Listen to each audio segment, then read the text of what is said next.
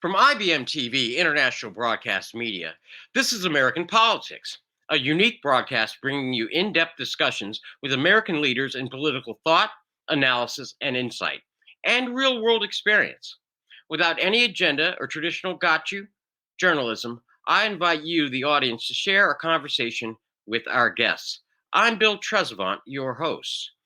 Today, our guest is Dan Powers. Hello, Dan. How are you? Hi, Bill.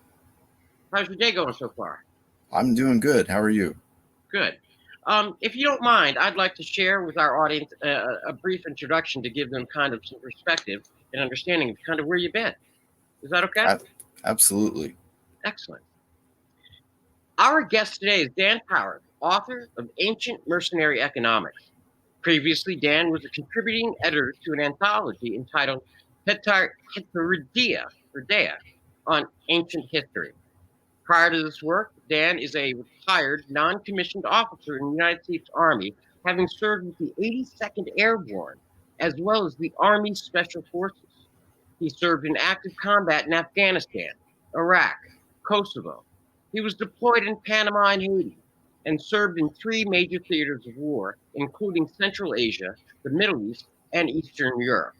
He is currently pursuing a graduate degree in ancient history at the University of Nebraska. We are pleased and honored to have Dan with us today.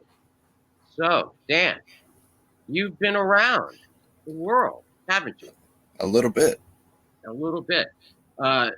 Service in the United States military, 82nd Airborne Special Forces for the Army. Quite impressive. All right. So, well, we're here today to talk about the issues currently going on in Azerbaijan and Armenia. They are currently fighting, and it's been a long simmering war. So, Dan, what I'd like to start with, for purposes of our audience, because this is a complex subject, and what I'd like us to do is kind of walk our audience through a little bit of the history. And I guess we're going to have to go back a while, aren't we, from time? We are. Okay. We are, to understand the scope of the conflict. Okay. So, with the limited knowledge I have, I guess we have to begin back with imperialist Russia back in the 1800s. Is that right? Yes, that's correct. Okay, tell me about that and tell me what happened, roughly. So, essentially, in the mid to late 1800s, there is what was referred to as the Great Game between the British Empire and the Russian Empire. Mm-hmm. And part of that, not from Central Asia, but in the Caucasus region, has the Russians going south across the Caucasus Mountains and essentially taking control of the area that is today modern Georgia, Armenia, Azerbaijan. Mm-hmm. Of course, then through the early 1900s, they maintain control of that. Then we get into the 1910s when the Turks are trying to control a large portion of Armenian population that exists in the eastern part of Turkey. And unfortunately, what happens is we get what is referred to as the Armenian Genocide. About 300,000 Armenians are killed. Okay. And the Turks are involved in that to a great degree. And immediately following that, obviously, we know that this is during the Great War, or World War I. Uh-huh. And so there are a lot of competing interests. And so Turkey has other concerns, especially. So during World War I, Turkey is obviously fighting on the side of the Central Powers. So they're fighting against the Western allies, but Russia was also part of the allies. Now, in the eastern area of Turkey, there's a large Armenian population. The Turks are trying to control that. But because of the requirements of World War I, and of course, allied movements and campaigns to try to recapture the area, the Bosphorus Strait, which includes Istanbul, but also on the south part of that includes the peninsula of Gallipoli. So, of course, that's a very famous incident from World War I that was not a success for the Allies.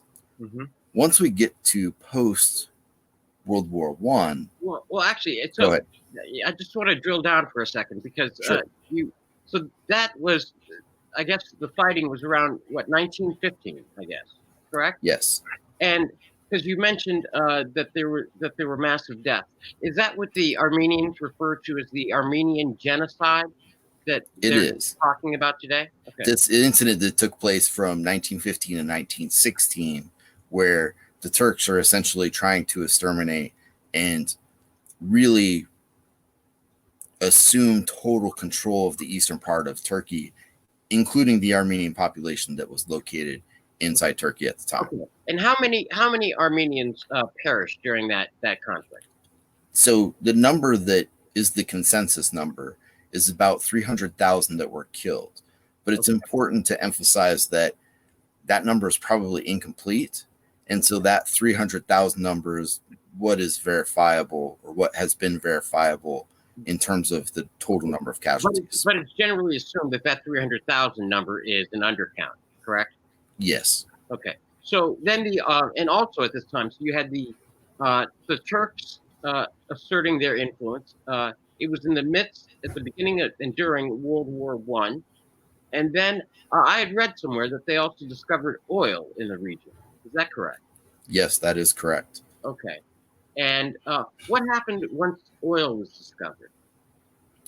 Well, of course, everybody, all the major powers are trying to get into the area to gain control of those natural resources.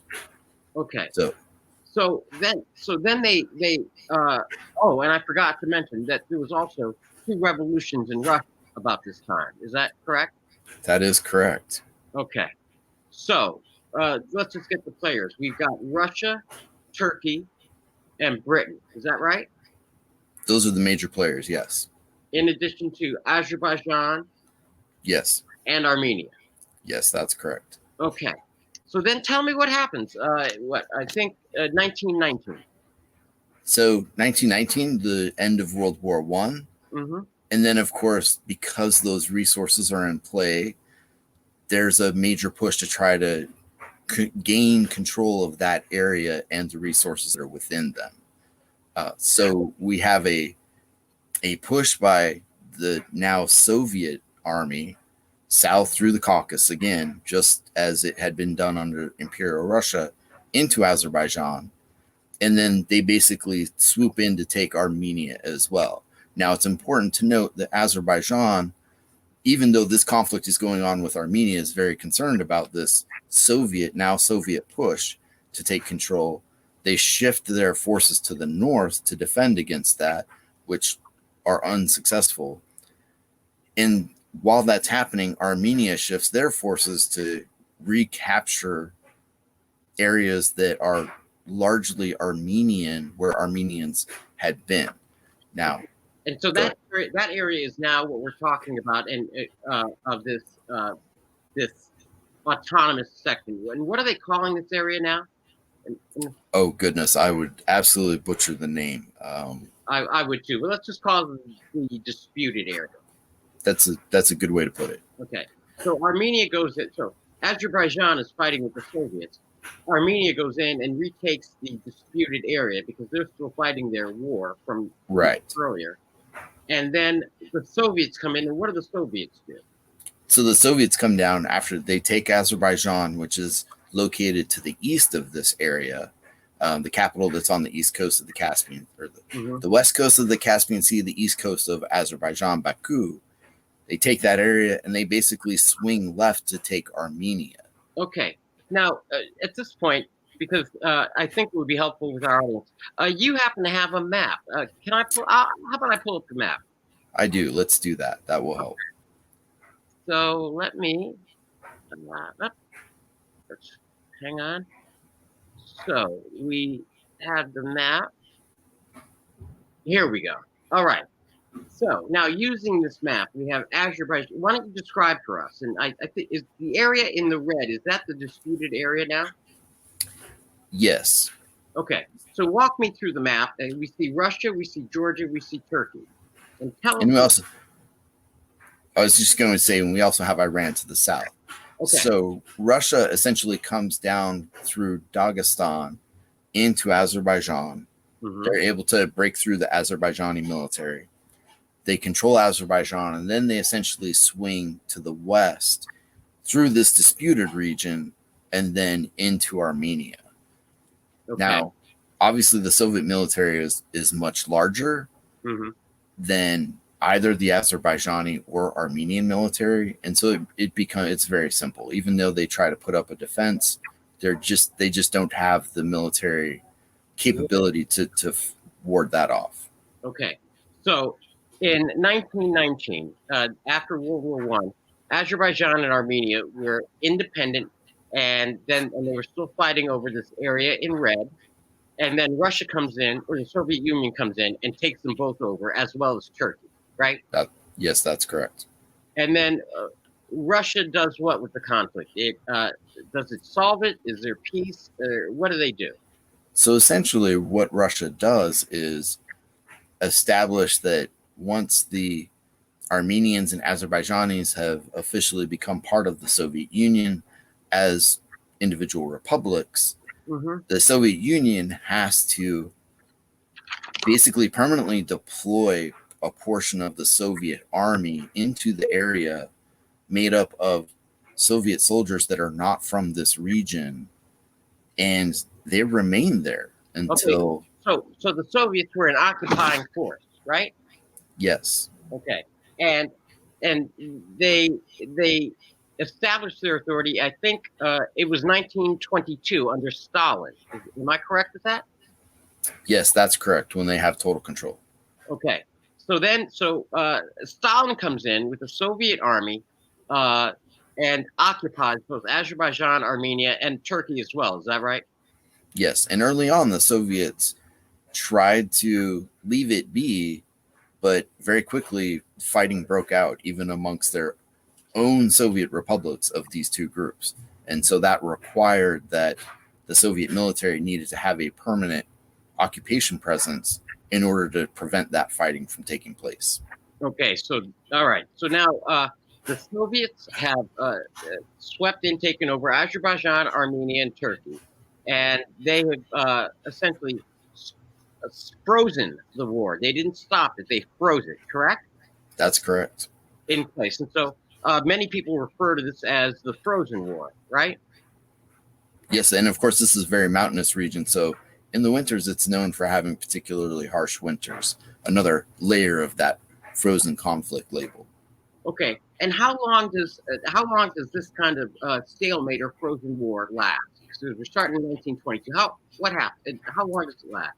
So this particular state of the conflict, where there is less fighting, remains all the way until the fall of the Soviet Union in 1991. Oh, okay. Now, let me ask you about that then. So that's what, about 70 years? Because that's about 70 years? Yep. Yes, that's correct. Okay.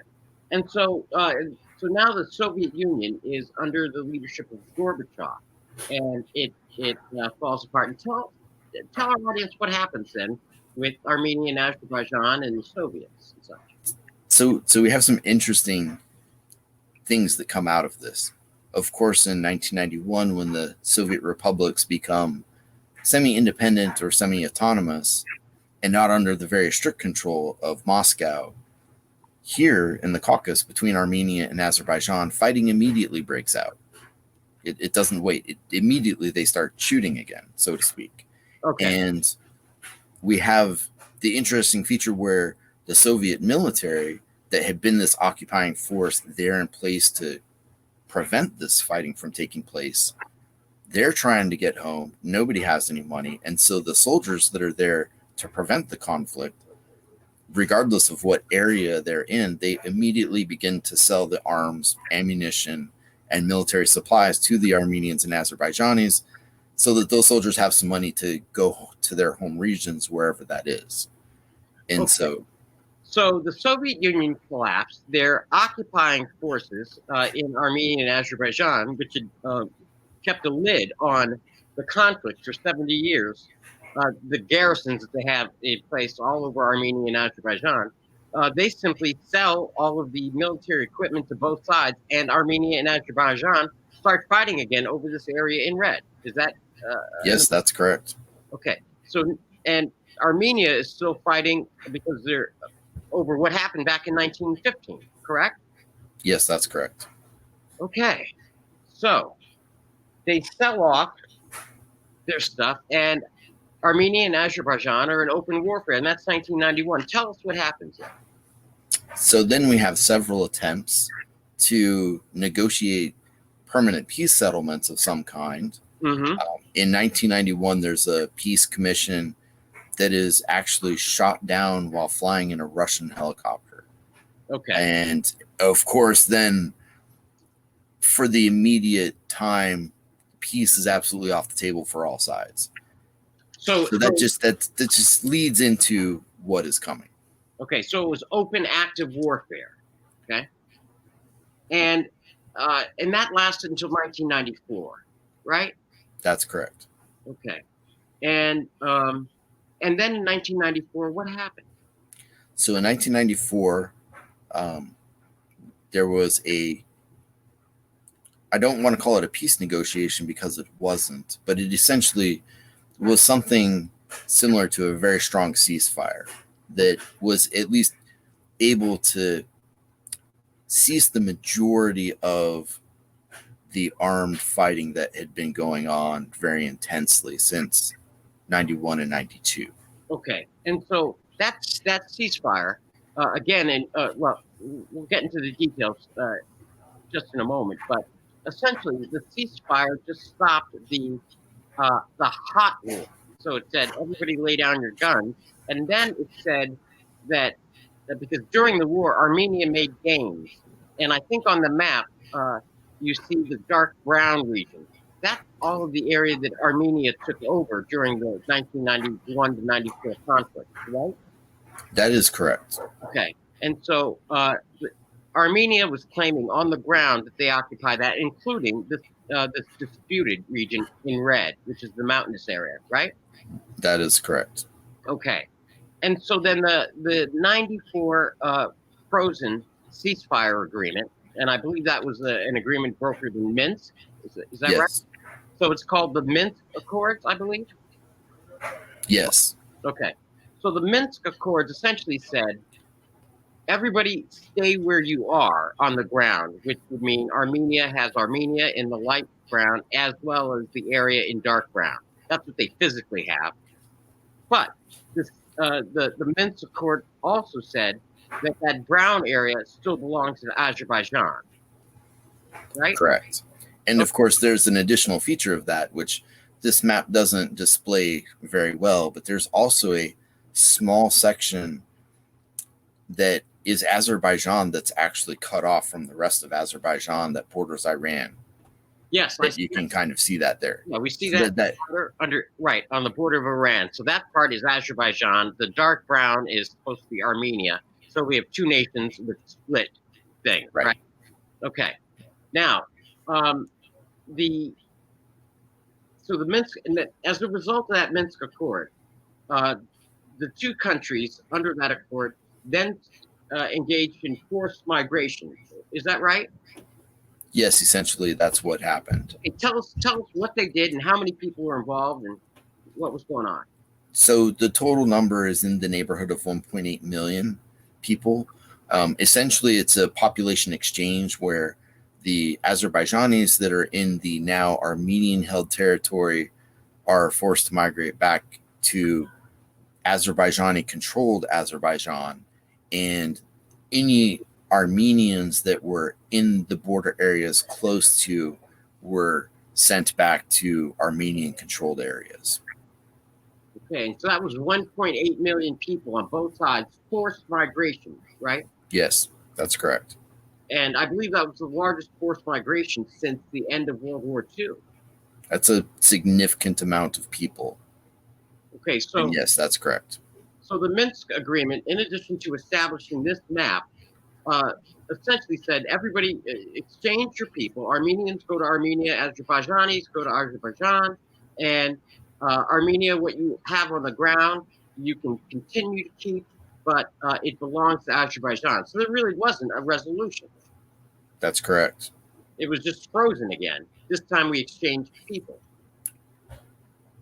Okay. Yep. Now, this is the interesting part. Tell me, because Turkey's right there with Armenia, and remember, in 1915, it was the Armenian Genocide at the hands of Turkey. Tell us now, 'cause the conflict began a couple of weeks ago. First, let me just do it this way. What happened that suddenly the Minsk Accords were broken a couple of weeks ago? Because from 94 till now, that's 26 years. Well, so they have held fairly steady, but it is important to note that ever since 1994, there have been a number of instances where, for days or even weeks, skirmishes have broken out. Now, in this latest round, things have escalated considerably, and it's important to understand that Armenia is Orthodox Christian, Azerbaijani is Shia Muslim, and so that complicates things, which of course we're going to get into. Okay. So Turkey has clearly been on a path to reestablish its own hegemony in the Middle East, and we've seen that in the past several years, certainly with what's gone on in Syria, the Kurds in Syria that the Turks went in, especially with the U.S. pullout. So that's an important, I guess, larger context to understand what's going on with Turkey. Now, this summer, Turkey started to transport some of the foreign fighters, if you will, and now we have reporting that supports that Turkey has hired a number of these as mercenaries to fight on the side of Azerbaijan. And so they've been transporting them into that sliver of Azerbaijan that borders Iran, but is cut off from the larger portion of Azerbaijan to the east on the Caspian Sea. Okay, so Turkey, and this was a move that they did before in both Libya and Syria. Am I correct? Yes, that's correct. Okay, so in both of those conflicts, they hired mercenaries and they conducted a proxy war to gain it. Go ahead, I'm listening. Yes, that's correct. Okay, so Turkey here on the lower left of our screen has been hiring Syrians and sending them into that one sliver that is Azerbaijan, and then they have started fighting. Who attacked who a couple of weeks ago? So from the reporting, as much as we can rely on it, which seems to be, now that we're a few weeks into this, the initial push came from the Azerbaijani side. And certainly it seems to be that maybe there was a move by the Azerbaijanis that are disconnected to maybe break through and try to reconnect some of that lost territory that Armenia has held since before the 94 Accords. Okay, so now what we have is we have that sliver of Azerbaijan that borders on Iran and Turkey being fortified by Turkish-sponsored Syrian mercenaries, and they are attacking Armenia from their standpoint. So to them it would be to the north, and from the north, Azerbaijan is attacking Armenia in the disputed region. So Armenia is being hit from both sides then on the map. Is that right? Yes, and Turkey is certainly aware of that. It's very difficult for a country to fight a two-front war, as history tells us. So Turkey's trying to help create that condition by bringing in these mercenaries to that area. Okay. Now, and so Turkey is seeking to extend its influence and it's supporting Azerbaijan, right? That is correct. Okay. Now, who is supporting Armenia? So it's an interesting situation. Armenia, as a former Soviet republic, has over time developed fairly strong ties, at least the last 150 years, with Russia, and reinforced by the Soviet Union. And so Armenia is actually part of the new Russian military alliance, which is the Collective Security Treaty Organization. It certainly does not have the same military weight as, say, the Soviet-era Warsaw Pact, but several of the former Soviet republics are now part of that. So now we're not just talking about the support of Russia itself, but also with those other now independent countries that are part of that military alliance. Okay. So, so then I guess right there along the border of Armenia and Turkey, this is it could be a war between Turkey and Armenia, but Armenia has Russian troops deployed to it. Do I have that right? Yes, that's correct. So Russians have had a small presence in Armenia since the early 90s. Okay. I don't have reliable specific numbers, but those seem to be a range between a battalion size element, roughly 700 or 800 troops, to a brigade size element, typically is 3 or 4 battalions with support.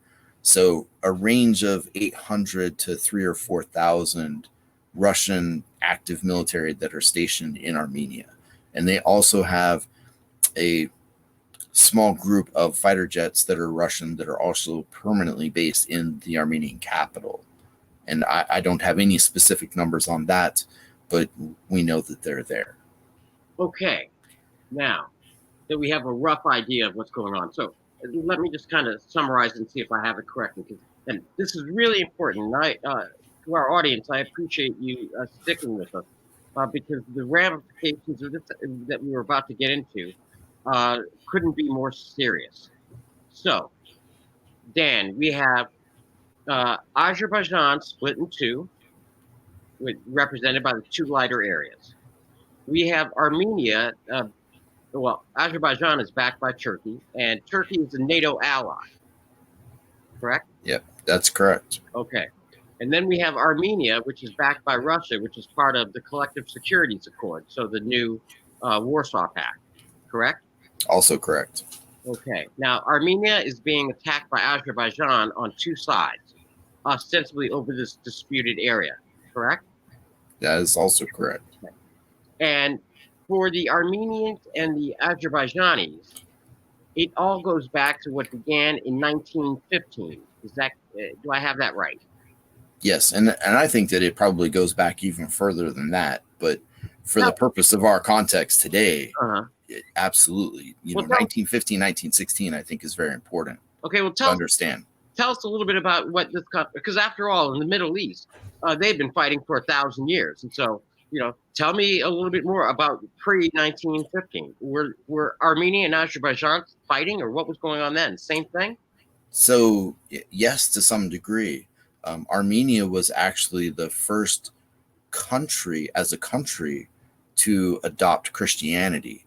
And that's in the late 1st, early 2nd century AD. So we're talking between the year 95 and 105 that Armenia adopts Christianity as its official religion for the state. So understanding that the Armenians see that as critical for them to defend their culture and their people, and they see themselves as the people not just going back to that, but even predating that into the centuries BC. We know that the Romans fought there. So and they're always fighting against other people. So that's important context to understand. There's a very long history. So this is a conflict that's been around for 1,000 years, roughly. Safe to say, correct? Yeah. Okay.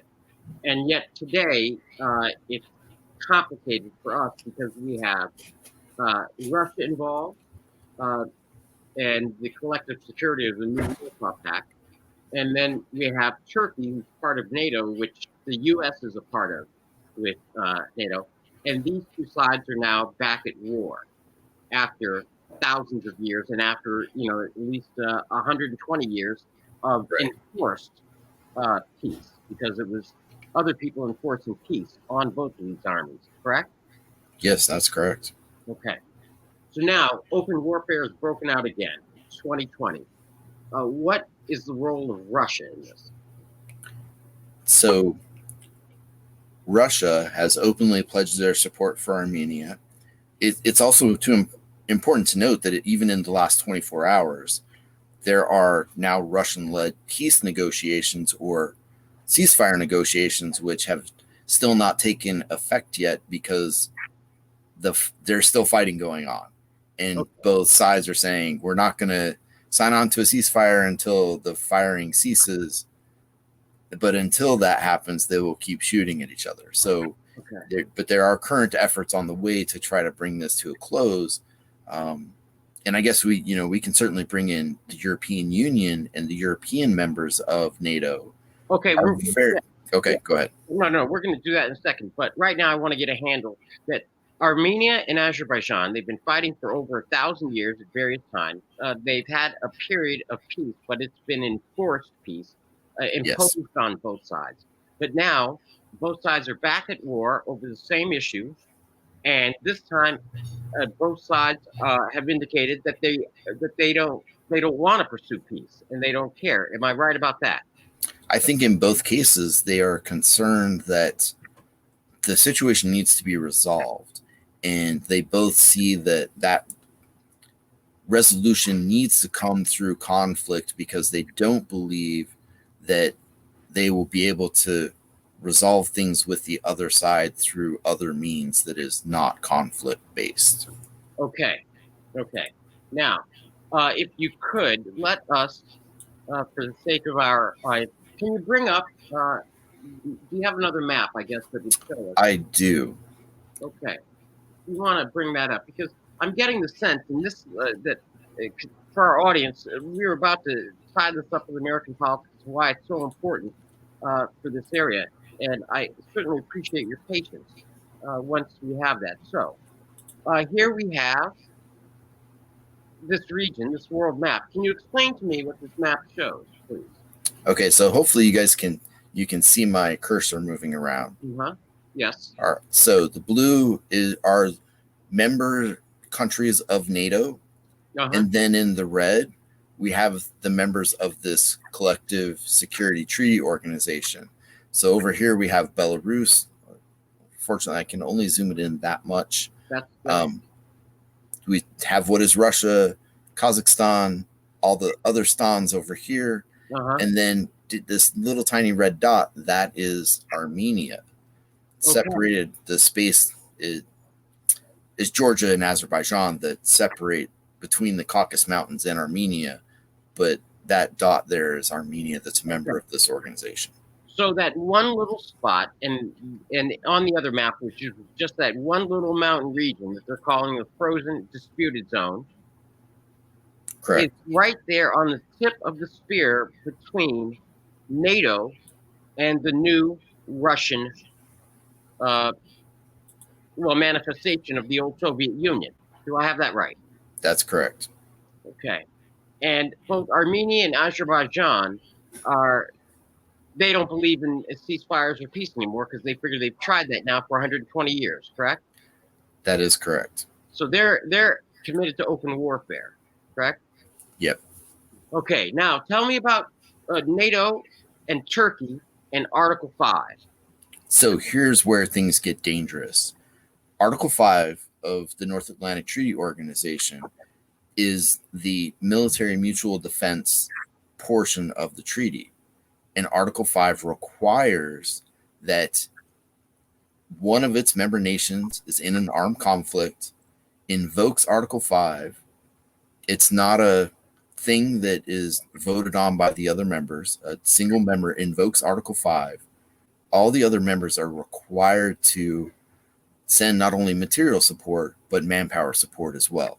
So we're talking about, based on the treaty, to comply with it requires deployment of military forces to defend that Article 5 member of NATO that has invoked it.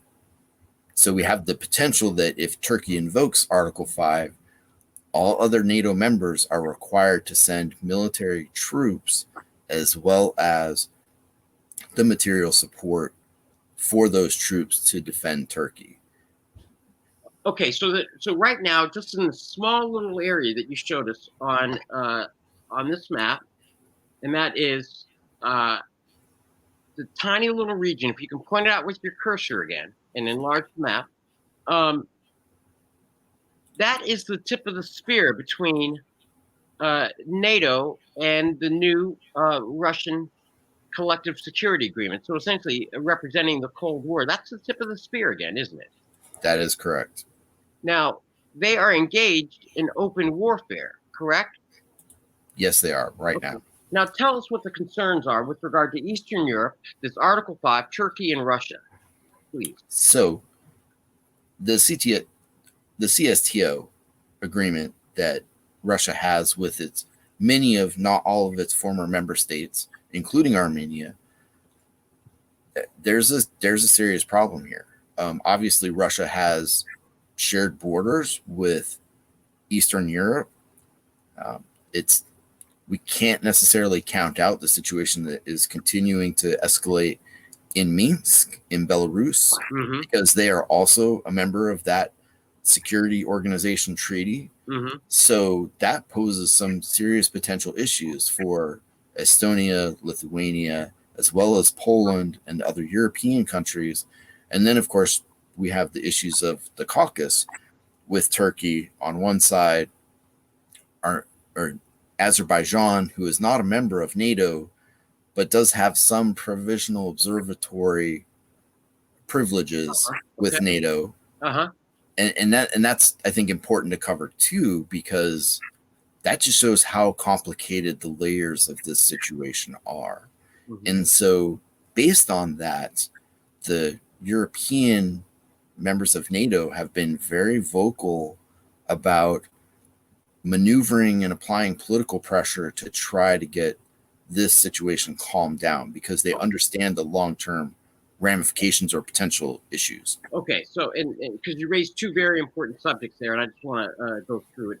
First, let me just start with what I'm not going to call it easier, just the briefer one. Canada has spoken out, and what have they said about this conflict?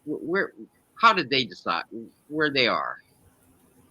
It's very clear that the Canadians are also very concerned about this situation continuing to escalate to Okay, a point where Article 5 could be invoked. okay, and who else is in that club? Where's France on that one?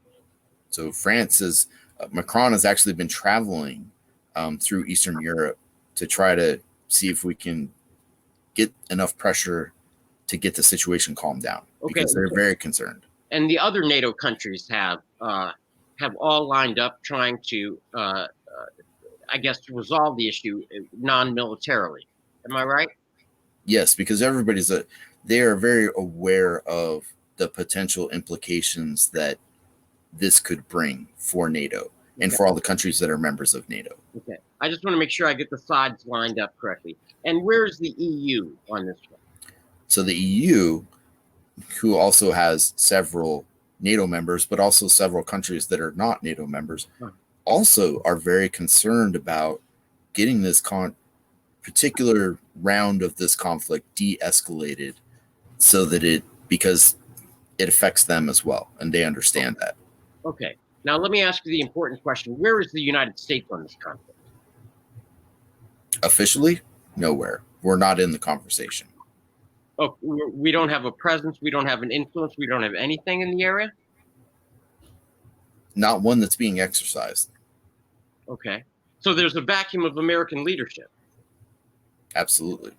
Okay. Now, tell me, is that related to when we pulled out our troops out of Syria and let Turkey and Syria just let Turkey do the same thing to that region? Can you tell me about that? Is that what we're witnessing here? So I will say that when the United States pulled troops out of Syria, which was very abrupt, and foreign policy by Twitter, which probably is not effective, is a very dangerous thing. Now, we still have a very small footprint of special operations people that are working with partners there, but the fact that we are officially not there and that we're officially not exercising that leadership role has created problems.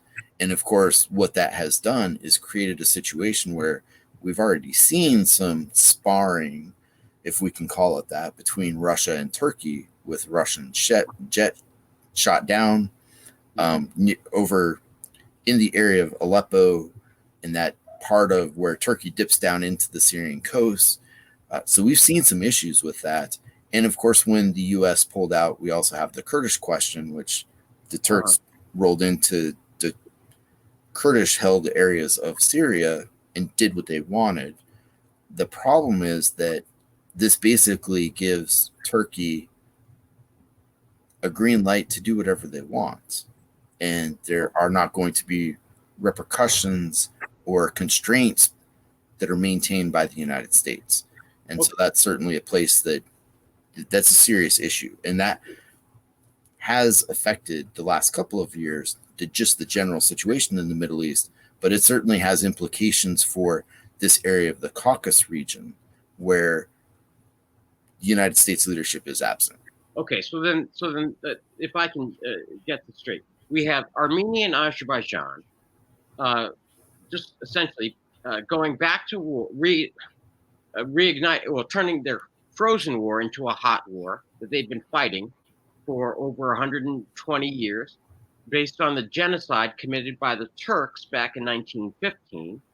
We have the Turks bringing in hiring Syrian mercenaries. And well, on that point, my understanding is they're paying these Syrians. I've seen from a couple of different reports about $1,500 a month for these Syrian men to go and fight in Azerbaijan.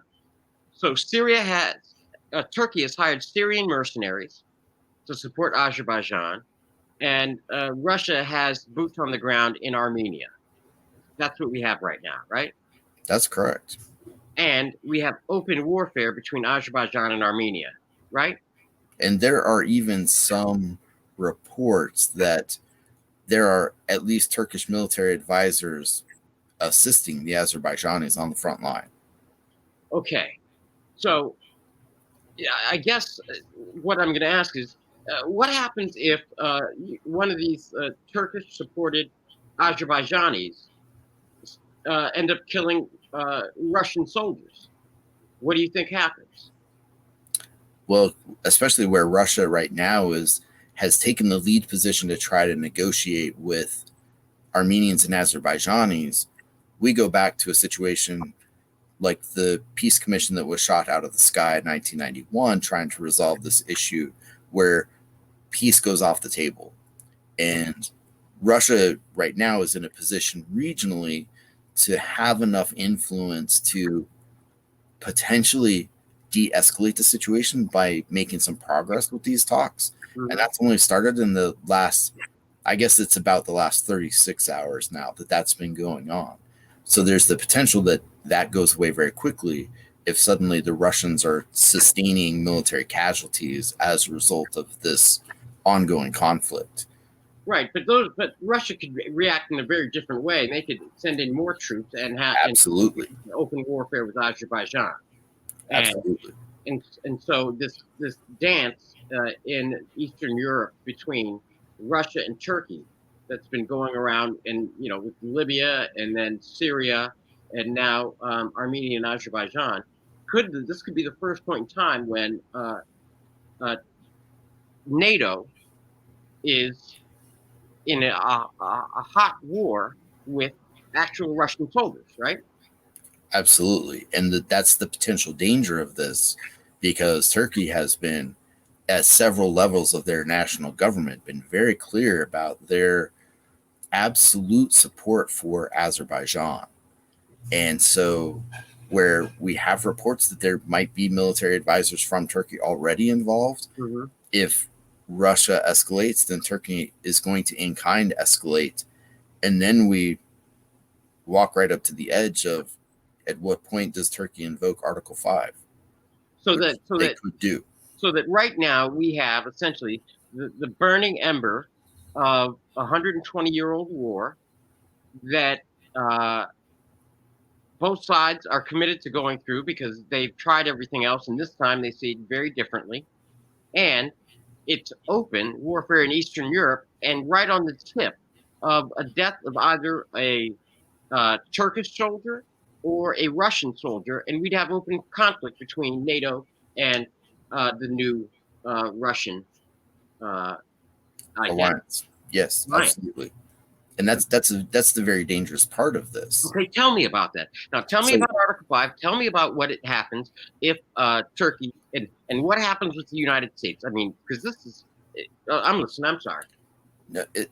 so I mean, it's a very interesting situation, and especially with the continued deterioration of relations between the United States and Turkey, and frankly, between Turkey and the rest of NATO, including, I mean, they have active tensions that have been escalating with Greece and active tensions escalating around Cyprus with their exploration looking for natural gas in the Aegean Sea and other fossil fuels under the seabed around the island of Cyprus and as well as in the Aegean. And of course, Greece and Turkey are both members of NATO. So that's an interesting dynamic to this. And of course, the United States recently withheld the transfer of several state of the art F 35s over the fact that Turkey took delivery of Russian surface to air missile systems.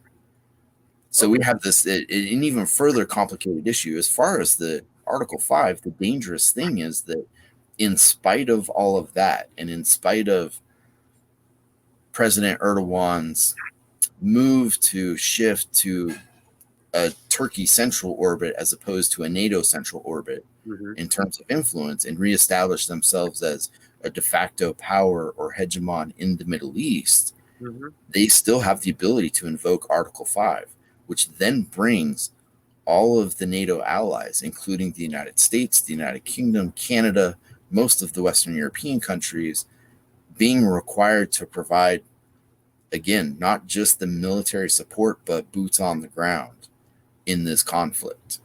Okay. So that's the danger. And if that happens, then we have potentially Americans and citizens of the United Kingdom and Canadians and other Western Europeans that are fighting against Russian soldiers who are already on the ground in Armenia. Okay. And so essentially, I brought up the map again, and essentially with that, we have everybody in blue against everybody in red over this tiny little spot in red. Yes, now, that's correct. And, correct me if I'm wrong, but this would be the first time that American soldiers would be in open warfare with Russian soldiers in the history of both the United States and Russia in its various forms. Am I right about that? That is correct. Up to this point, I mean, even during the Cold War, there were lots of proxy wars where there were maybe a handful of advisors from the Soviet Union or from the United States, but mostly it was fought with the soldiers of one side and then the soldiers of a third country on the other side. And that's certainly the case in Korea.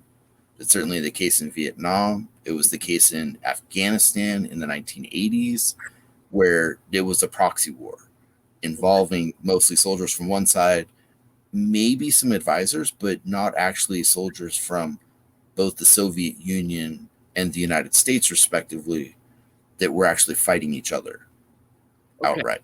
Okay, so right now we have to say it. It's rather, at least for me, I never thought I'd see it in my life, but we have an open conflict in Eastern Europe that is at the tip of the spear between a conflict between the U.S. and Russia, with our soldiers versus their soldiers. Do I have that correct? We're definitely very close, and the potential for that to happen is great at this point. Okay. And then the only thing that needs to take place would be President Erdogan invoking Article 5 of NATO. Do I have that correct? That's correct. Once that happens, that's where we are. Okay. And no other nation has a say-so in whether or not Turkey can invoke Article 5, the mutual aid clause, correct? So that's the interesting thing about Article 5 in the NATO treaty is that any member state can invoke Article 5. So regardless of the state, once that state invokes Article 5, it is in force, and other countries are required by the treaty to supply support as well as military personnel. So that means that we will be sending American men and women as well as aircraft, troops, all into that area. And if you can, let me just can we pull up the other map that you Another had map. before? Yeah, because what I get a sense of is that Eastern Europe would be an open warfare, and uh, there's no stable leadership, and there's nobody that has the authority to kind of prevent or de-escalate the conflict. Do I have that kind of correct? I mean, unfortunately, the closest that we have in this case is relying on President Putin in Russia to really de-escalate this. And Because, go ahead. no, you go ahead, please. So that's a very interesting aspect of this, where Europe is calling for that. European members of NATO are calling for that because they certainly understand the potential of how dangerous this can be and what the implications are once Article 5 is invoked. And so they are working furiously, especially over this last week, where national leaders of it, at least Emmanuel Macron from France, has been essentially on a diplomatic tour to try to get things to calm down and encourage Russia to take the lead on this, because the United States, in terms of leadership to deal with this conflict, is nowhere to be found. Okay, now let me just drill down a little deeper now that we have this map, and I just want to ask a couple. Where's Georgia in this conflict? So Georgia is an interesting X factor, if we can call it that. There was talk in the early 2000s about Georgia potentially joining NATO. That has so far not happened. And of course, Georgia has some regional territorial claims against Russia and vice versa. And the rhetoric got pretty heated. There had been skirmishes. And in 2008, Russia actually came over the Caucasus Mountains and still controls some areas of Georgia. And within the matter of less than 2 days, they were miles outside of the Georgian capital. Okay. So, and for right now, that is Armenia's link to the rest of the world. Okay. Is through the Black Sea and then into Armenia. So that creates another layer of issues, because Georgia is probably more anti-Russian than they are pro-Russian. Okay. But at the same time, they're also the link through which Armenia is able to get any sort of material and supplies. Okay. Now, where's Iran in this entire in this equation? So in the last 3 days, there have been unconfirmable reports that Iran is in the process of deploying 200 to 300 tanks in support of Armenia because of their close relationship with Russia. And of course, Iran is always going to be on the other side of NATO, which Turkey is. So even though it's less of a NATO issue, but that's where Iran is. So that's very interesting. And of course, from a military perspective, the status of their equipment may not necessarily be up to modern standards, but 200 or 300 tanks, that's a significant amount of material and the manpower that comes with it. Okay, so then what we're talking about is the potential, right? Well, right now we acknowledge Armenia and Azerbaijan are in open warfare in the brown area represented on this map and called by this map as Nagorno-Karabakh.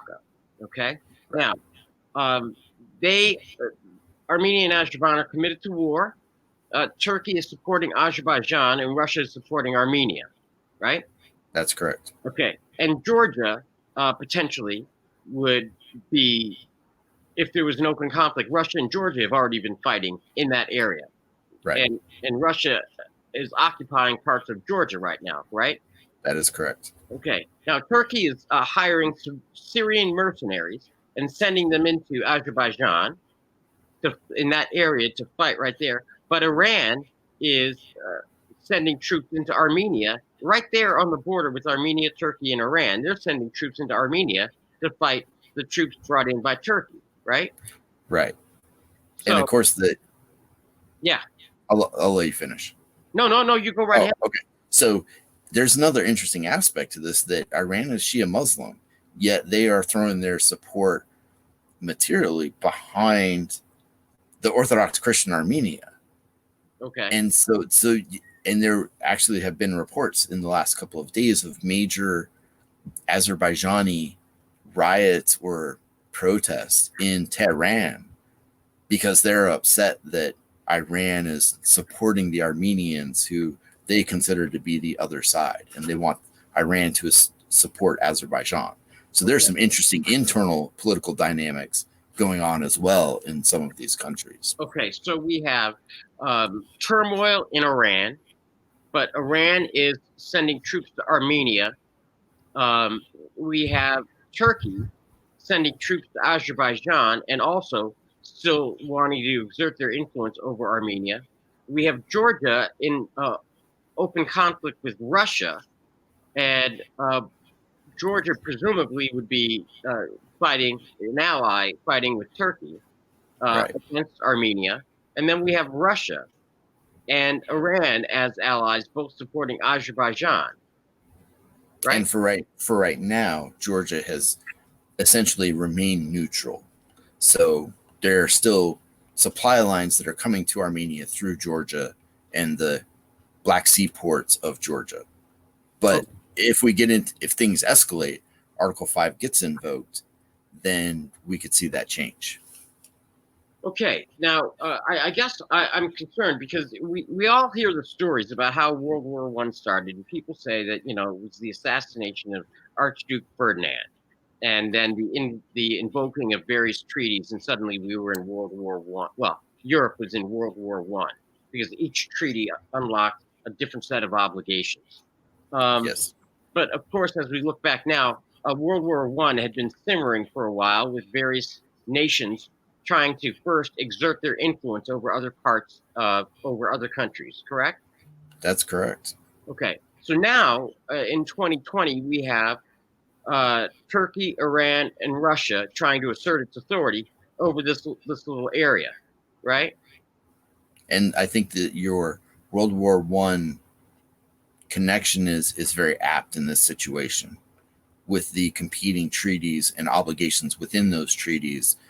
For me, when I initially looked at this, when it started to hit the news, before it hit the mainstream news about 3 weeks ago, I was very concerned. And that's the kind of concern that I had, is that we have the potential for a major conflict event, not unlike the Balkans 1913, 1914, and then the outbreak of World War I. So I think that that's a very on point thing to point to historically. Okay. So this conflict that is brewing and shows no sign of de-escalating involves Russia extending its influence as part of its aggressive expansionary policies, Turkey doing the same with its expansionary um, policies, um, Iran trying to do the same, and up till now it's been a proxy war, but just one bullet could change this into an open conflict between East and West. Yes, absolutely. And if we have time, Yes. I would like to bring up one last map. Okay, please. Give me a moment to get it to pull up.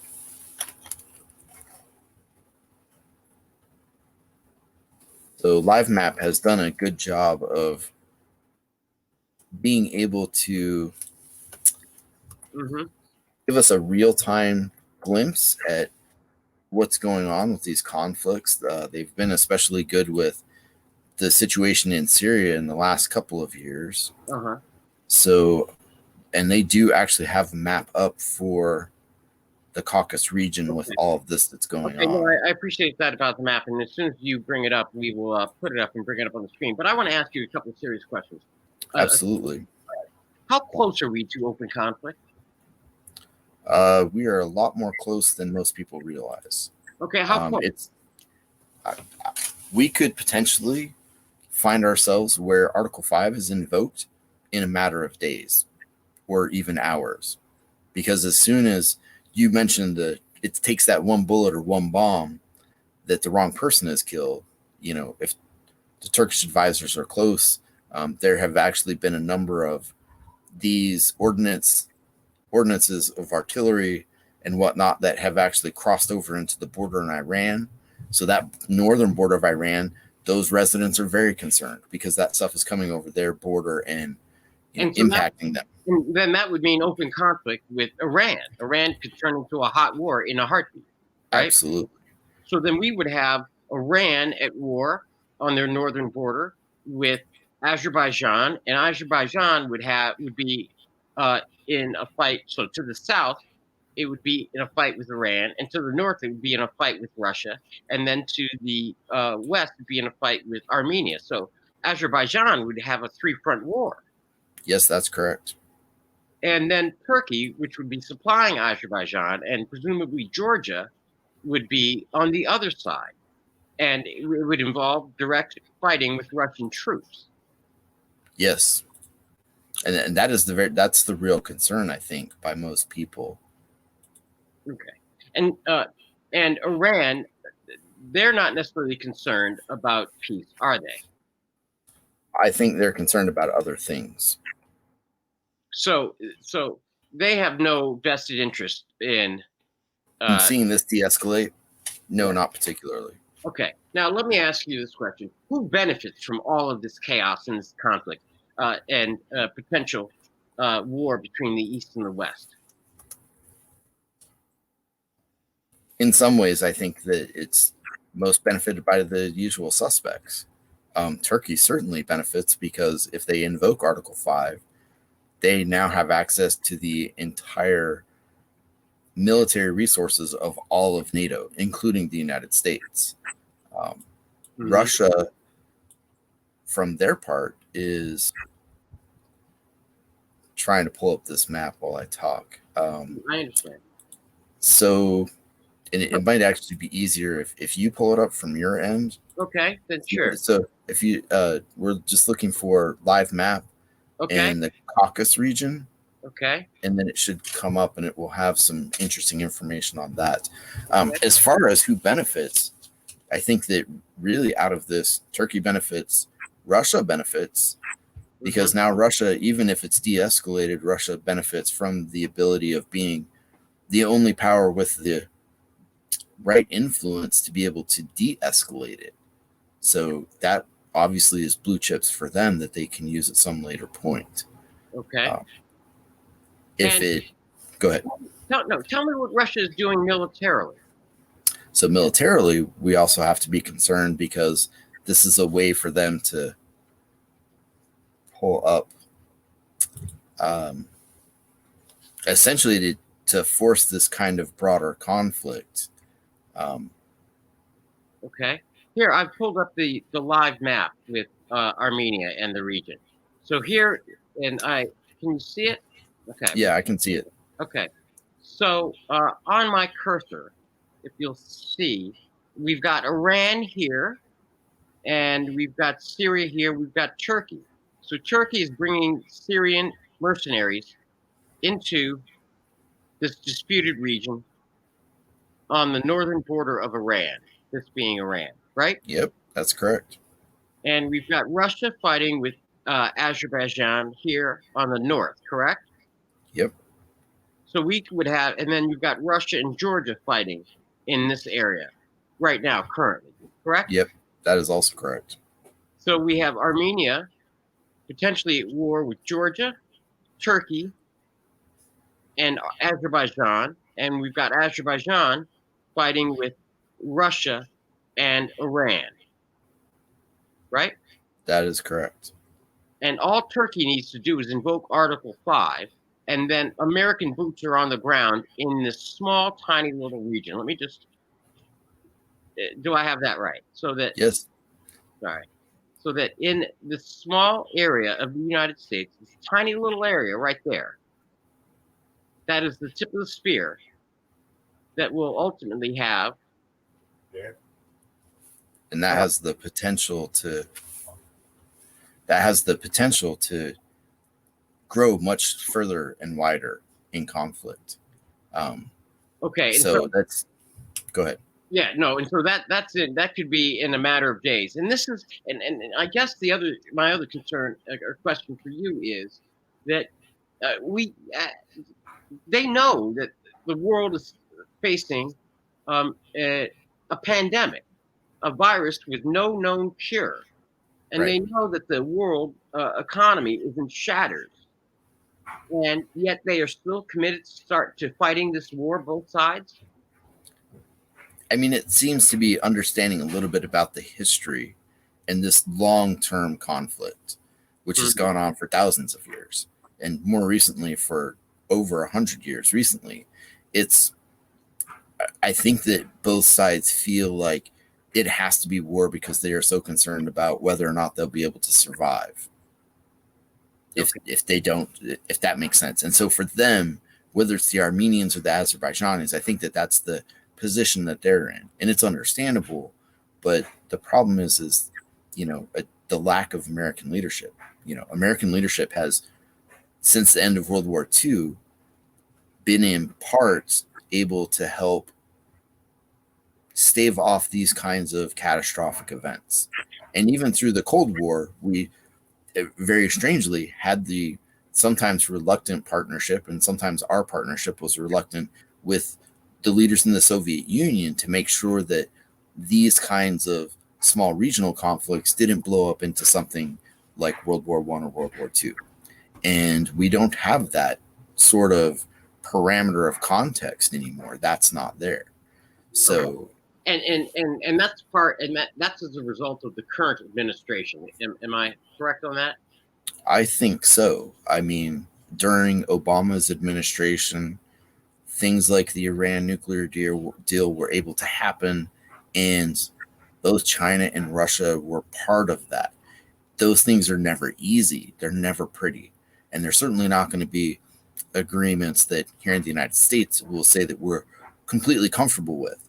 Hmm. But at least we were able to sit down and have that compromise and get to some semblance of some solutions.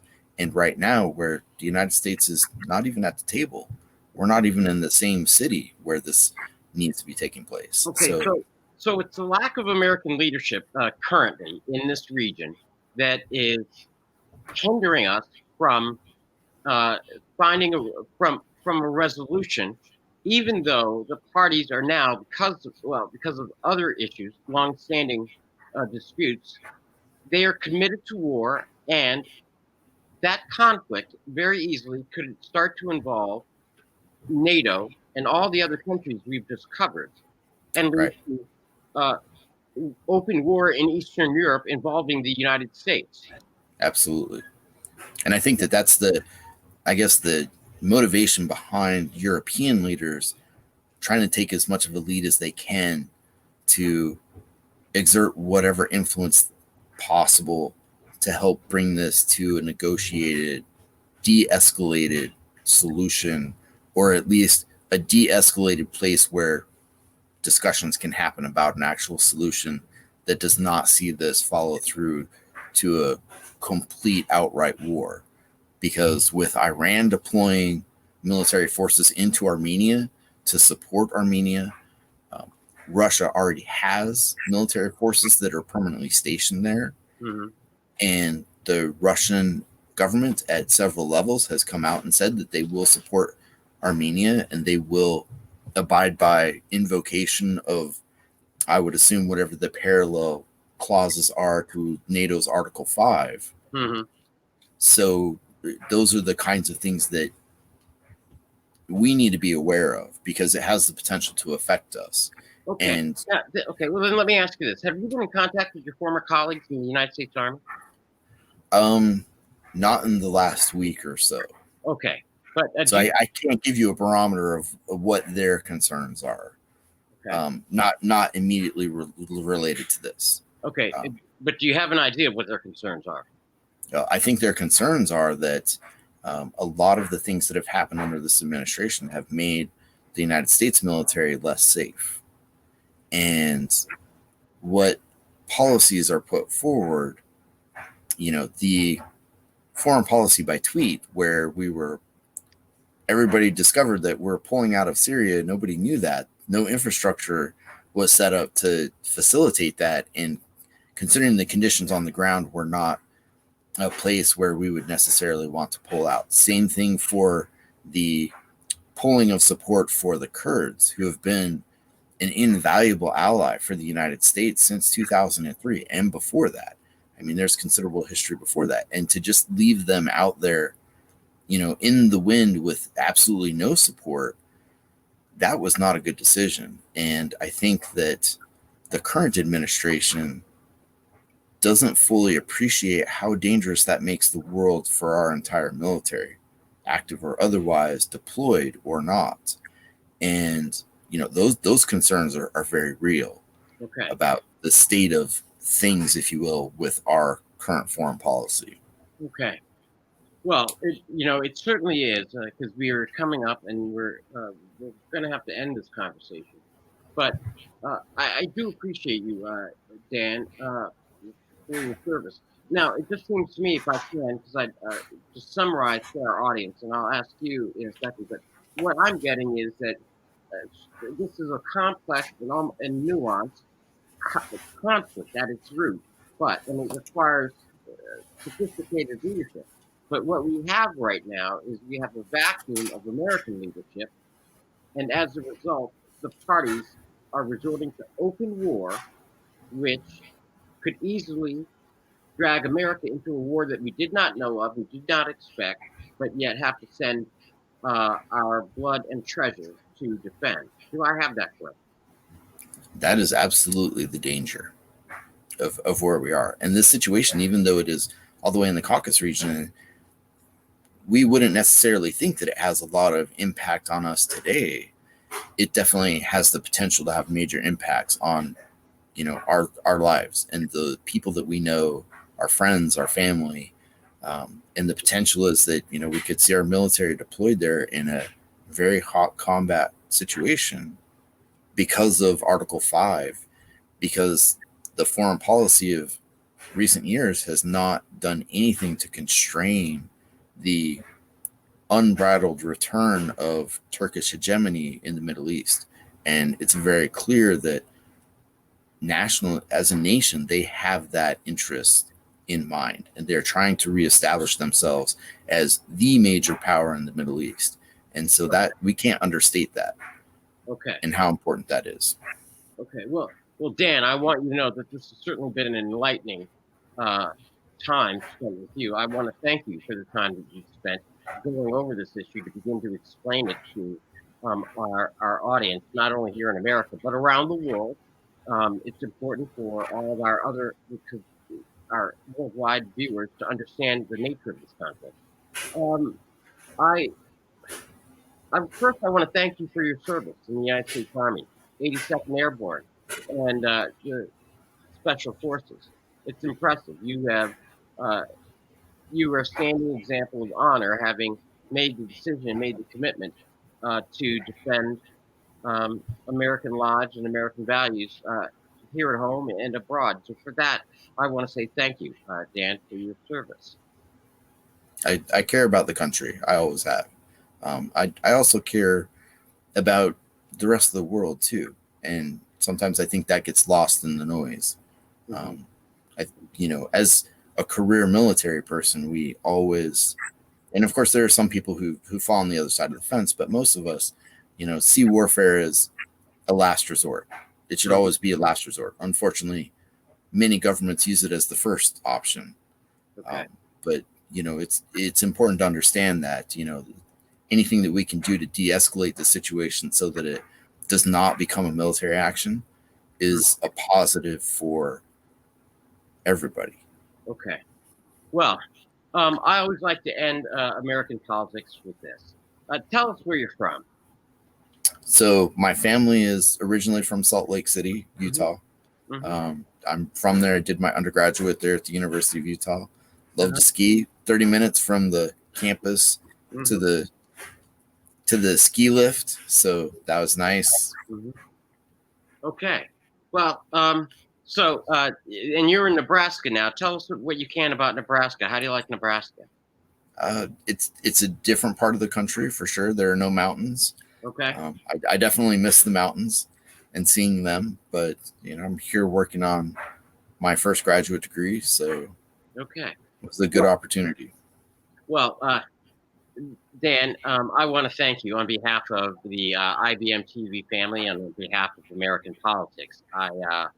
I'm thankful for your time and sharing your knowledge with us about this very important conflict that has the potential, in the blink of an eye, of once again changing the world.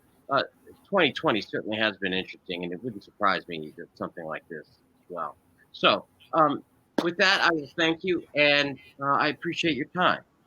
And uh, the it really is important programs like this for Americans to and our leaders and specialists and subject matter experts to speak out responsibly about conflicts that are coming up in an even-minded way, so that we can cut through the noise. And so for that too, Dan, I thank you. So I will bid you adieu, and I want you to know that you have a standing invitation anytime here on American Politics. You just let us know, and if need be in the future, may we call upon you again on this conflict. Sure. Thank you for having me. I appreciate it. Okay, thank you, Dan. All right. Have a good day. Okay, there we have it.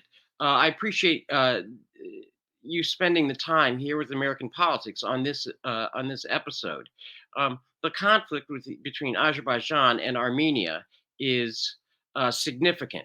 We don't necessarily think of it right now, but here in the United States and around the world, you saw, as Dan explained, that it could be a flashpoint. It could be the tip of the spear with the invocation of Article 5 of the NATO treaty, which requires an automatic and mandatory military response by all NATO members.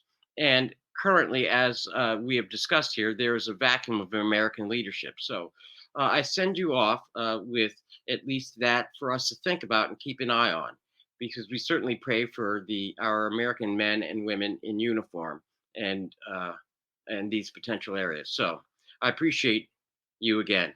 This was American Politics. I'm your host, Bill Trezevant. Good morning, good afternoon, and good night. Thank you.